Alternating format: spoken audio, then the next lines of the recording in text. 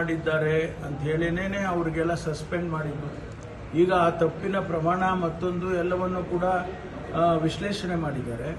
ಮಾಡಿ ಈಗ ಅದನ್ನ ಗಣನೆಗೆ ತೆಗೆದುಕೊಂಡು ಇವತ್ತು ಸರ್ಕಾರ ಅದನ್ನ ಅವರಿಗೆ ಖುಲಾಸೆ ಮಾಡಿದ್ದಾರೆ. ಸಾವುಗಳಿಗೆ ಯಾರು ಜವಾಬ್ದಾರಿ? ಇಲ್ಲ, ಎಲ್ಲರೂ ಸೇರಿ ಆಗಿರೋದಲ್ಲ. ಇದೇನು ಇಂಥವ್ರು ಸ್ಪೆಸಿಫಿಕ್ ಆಗಿ ಇವರೇ ಮಾಡಿದ್ರು ಅಂತ ಹೇಳಕ್ ಬರೋದಿಲ್ಲ. ಸರ್, ಈಗ ಎರಡನೇ ಹಂತದ ಕ್ಯಾಬಿನೆಟ್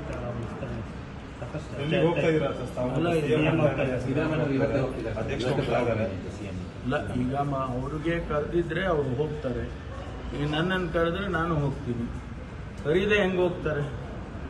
ಕರೆದ್ರೆ ನಾನು ಹೋಗ್ತೀನಿ. ಬಿಡದಿ ಟೌನ್ಶಿಪ್ ವಿಚಾರ ಸರ್, ಈಗ ಮುಖ್ಯಮಂತ್ರಿ ಸುದ್ದಿಗೋಷ್ಠಿ ಮಾಡಿ ಮಾತಾಡಿದ್ರೆ 2 ತಿಂಗಳ ಸಮಯ ತಗೊಂಡಿದ್ದಾರೆ, ವರದಿ ತಗೊಳ್ತಾರಂತೆ ಸಮಿತಿ ಮಾಡಿ, ಆಮೇಲೆ ಅವರು ತೀರ್ಮಾನ ಮಾಡ್ತಾರಂತೆ. ಎಲ್ಲ ಒಂದ್ ಕಡೆ ದೇವೇಗೌಡರು ಮಾತಾಡಿರೋದು, ದೇವೇಗೌಡರು ಮಧ್ಯಪ್ರವೇಶ ಮಾಡಿರೋದು ಹಿನ್ನಡೆ ಆಗ್ತಾ ಇದೆ ರಾಜ್ಯ ಸರ್ಕಾರಕ್ಕೆ ಅಂತ.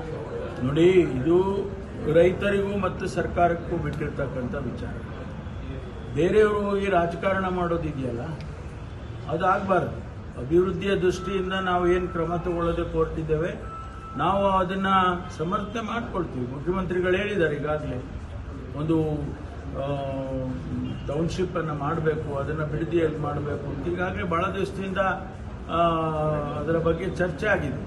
ಮಾನ್ಯ ಕುಮಾರಸ್ವಾಮಿ ಅವರು ಕೂಡ ಇರುವಂಥ ಸಂದರ್ಭದಲ್ಲಿ ಅದನ್ನೆಲ್ಲ ಚರ್ಚೆ ಆಗಿರ್ತಕ್ಕಂಥದ್ದು. ಹಾಗಾಗಿ ಈಗ ಹೊಸದಾಗಿ ಇದಕ್ಕೆ ರಾಜಕೀಯ ಬಣ್ಣ ಹಚ್ಚೋದು ಸರಿ ಕಾಣಿಸೋದು.